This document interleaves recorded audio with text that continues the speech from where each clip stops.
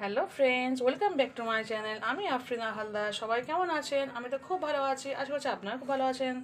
দেশের বাইরে ভিতরে যেখান থেকে দেখছেন প্লিজ একটা ছোট্ট লাইক দিয়ে দেখানো শুরু করবেন। আর সাবস্ক্রাইব করে না দেবে প্লিজ সাবস্ক্রাইব করে দেবেন। আর পাশে থাকা বেল বাটন অবশ্যই প্রেস করে দেবেন, যাতে আমি যখনই কোনো নতুন ভিডিও ছাড়বো তখনই আপনার মোবাইলে নোটিফিকেশন চলে যাবে আর আপনি আপনার সময় মতো করে আমার ভিডিও দেখে দেবেন। তো দেখতে পাচ্ছেন আমি আজকে কী করেছি। আজকে আমি করেছি টমেটো সস।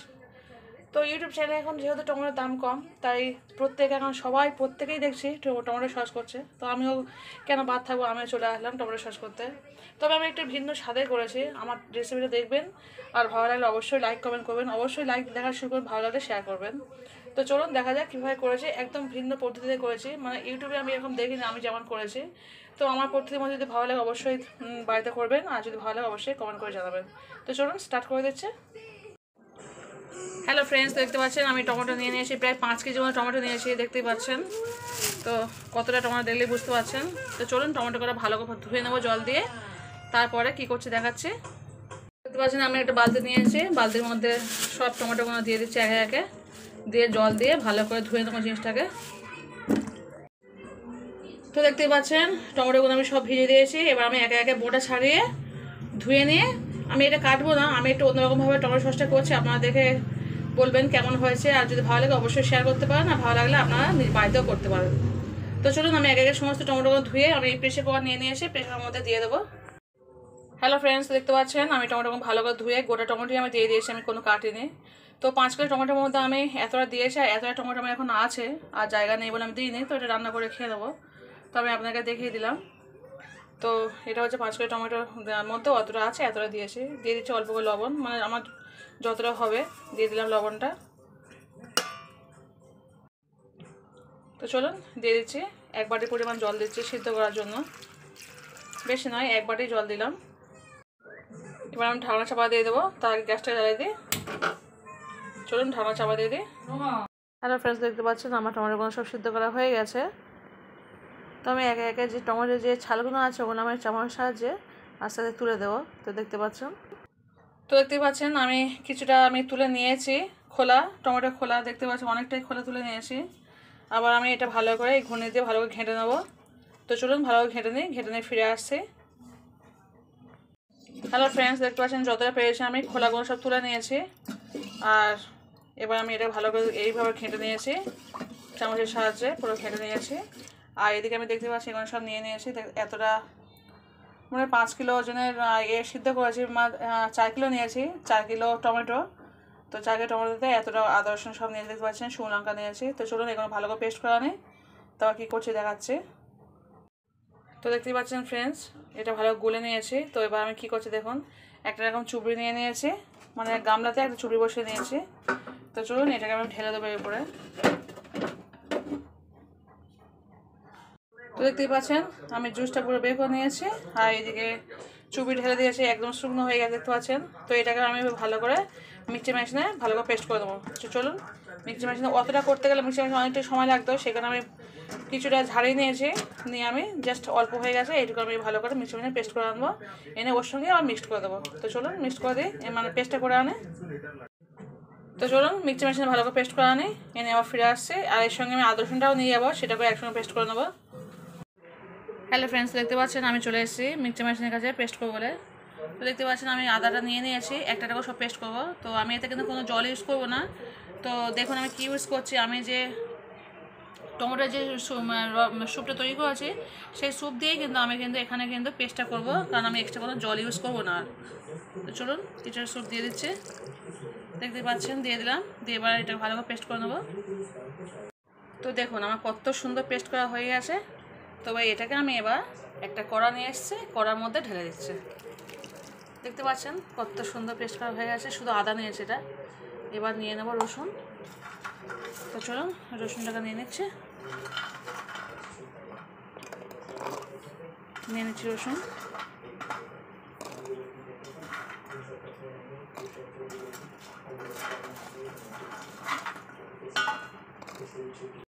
তো দেখুন বন্ধুরা আমি সমস্ত রসুন নিয়ে নিয়েছি, নিয়ে দিয়ে দিচ্ছি আবার একটু জুস, মানে টমেটোর যে সস দিয়ে দিলাম, দিয়ে আবার এটা ভালো করে পেস্ট করে নেবো। তো চলুন পেস্টটা করে নিই। তো দেখুন বন্ধুরা আমার রসুনটাও পেস্ট হয়ে গেছে, কত সুন্দর পেস্টটা দেখতেই পাচ্ছেন। তো এই আদার উপরে এবার আমি রসুনটাকে দিয়ে দেবো, দিয়ে দিলাম।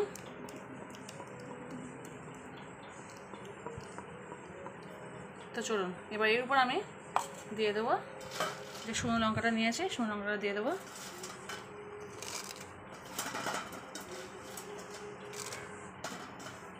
দিয়ে দিলাম। সেম প্রসেসে আমি অল্প একটু দিয়ে দেবো টমেটো সস, অল্প করে দিলাম। তো চলুন এবার ঢাকনাটা দিয়ে দিই, দিয়ে এটা পেস্ট করে আনি। তো দেখুন বন্ধুরা কত সুন্দর কালারটা হয়েছে, লাল টমেটো পিউরিটা দিয়েছি যার জন্য এত সুন্দর আর সুন্দর কালারটা চলে এসছে। তো শুকনো লঙ্কা মনেই হচ্ছে না, একদম পেস্ট হয়ে গেছে, দেখতে বুঝতে পারছেন। তো চলুন এবার এটাকে আমি ঢেলে দিই।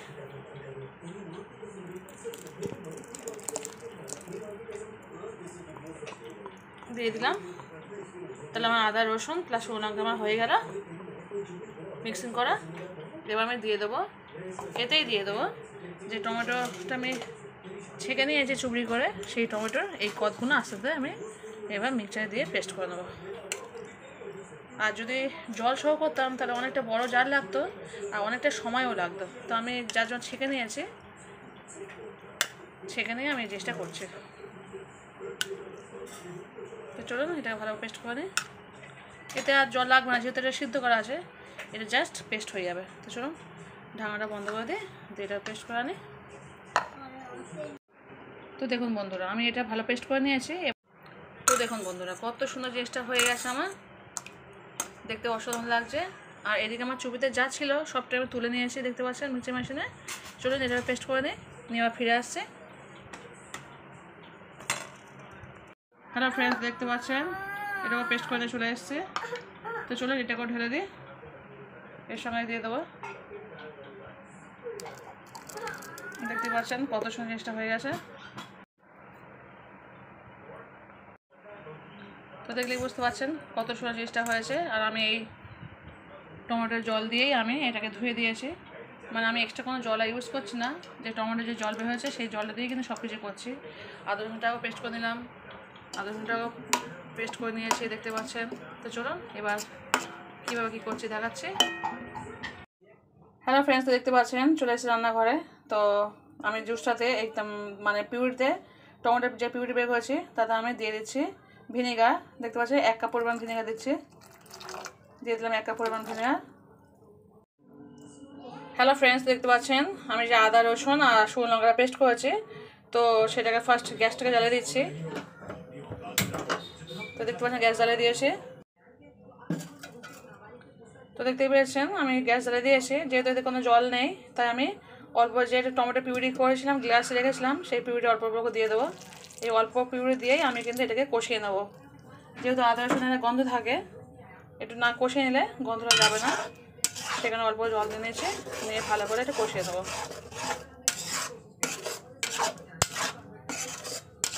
অনেকে তো ইউটিউবে অনেকভাবেই টমেটো সস করে দেখাচ্ছে, তো আমি যেভাবে করছি আমার মতো একবার করে দেখবেন, খুব সুন্দর খেতে লাগে।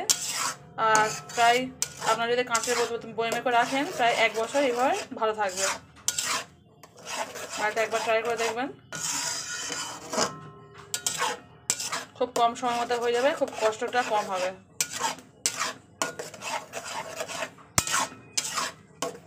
তো চলুন এটা ভালো করে এটা পাক করে নেবো, প্রায় 5 থেকে 10 মিনিট লাগবে এটা পাক করতে। হ্যালো ফ্রেন্ডস, তো দেখতে পাচ্ছেন আমি প্রায় 10 মিনিট ধরে আমি এটা পাক করে নিয়েছি, গ্যাসটাকে আস্তে দিয়ে দিয়েছি। তো চলুন এতে দিয়ে দেবো আমি বাতাসা। তো দেখতে পাচ্ছেন দিয়ে দিচ্ছি বাতাসা।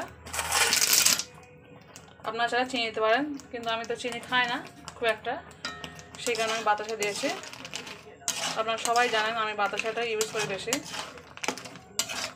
তো চলুন বাতাসাটা ভালো করে পাক করে নেবো। আর যেহেতু সিদ্ধর সময় লবণ দিয়েছি তাই আর লবণ দেবো না।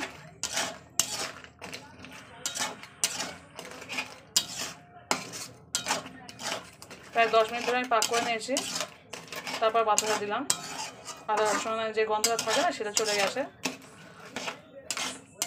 বাতাসাটা এক্ষুনি গলে যাবে, বেশি সময় লাগবে না। তো চলুন এবার দিয়ে দেবো যে টমেটো পিউরিটা বের করেছি সেটাকে দিয়ে দিচ্ছি, দিয়ে দিলাম।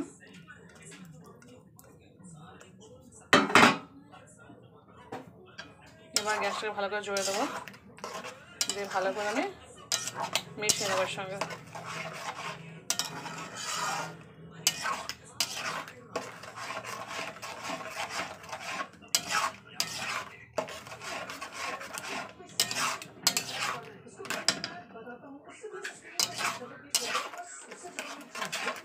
এবার দিয়ে দেবো যে চুপি করে যে ঝালে রেখেছি আমি যে জুসটা মানে টমেটো সসটা, সেটাকে দিয়ে দেবো। যতক্ষণ না গাঢ় হয়ে যাবে, দেখলে বুঝতে পারবেন, একদম এরকম করবো তো দেখবেন একদম গাঢ় পড়ছে না, তখন ভাববেন এটা কমপ্লিট। এটা অনেকক্ষণ সময় লাগবে, প্রায় 30 মিনিট সময় লাগবে। গ্যাসটা কিন্তু পুরো আমার ফুল জোরে আছে।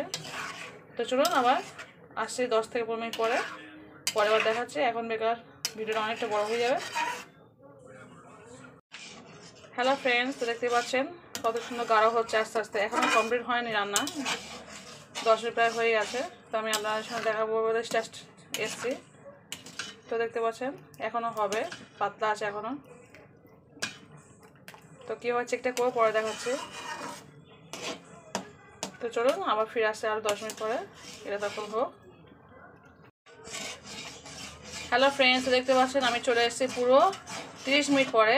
তো দেখতে পাচ্ছেন কত সুন্দর জিনিসটা হয়ে গেছে। আমি কিন্তু কোনো কালার ইউজ করিনি, সবটাই দেখেছেন আপনারা। তো কিন্তু কোনো কালার ইউজ করিনি, আপনারা চাইলে কালার ইউজ করতে পারতে পারে। এটা যেহেতু বাড়ির তৈরি টমেটো সস, স্বাস্থ্যসম্মত জিনিসটা হচ্ছে, তাই আমি কোনো কালার ইউজ করবো না। আর আপনারা কালার না ইউজ করলেই ভালো হয়।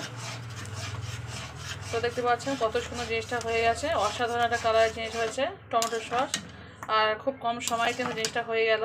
এটা খুব একটা দারুণ একটা ফ্লেভার বের হচ্ছে, অসাধারণ খেতে লাগে। এটা এরকমভাবে আপনারা বাড়িতে তৈরি করে রাখবেন, প্রায় 1 বছর সংরক্ষণ রাখলে 1 বছর অবধি আপনারা খেতে পারবেন। তো চলুন এবার ঠান্ডা হয়ে গেলে আমি কাঁচের বয়ামের মধ্যে রেখে দেবো। তো যেখানে দেখছেন প্লিজ ছোটো লাইক দেখাচ্ছে, অবশ্যই ফুল ওয়াচ করে ফিরে দেখবেন। তো আমি এবার একটা পাত্রে বের দেবো, দিয়ে দেখবো জল ঝরছে কিনা। যদি দেখি জল ঝরছে না, তাহলে ভাববো আমার এই জিনিসটা কমপ্লিট। তো চলুন চেকটা করে নিই। চেক করে নিলে আমার কমপ্লিট হয়ে গেছে পুরো। আমি জানি এতে এক পরিমাণও জল নেই, দেখলে বোঝা যাচ্ছে। তো তবু একবার চেক করে নিই। হ্যালো ফ্রেন্ডস, দেখতে পাচ্ছেন আমি একটা প্লেট নিয়ে নিয়েছি অল্প করে টমেটোর সস।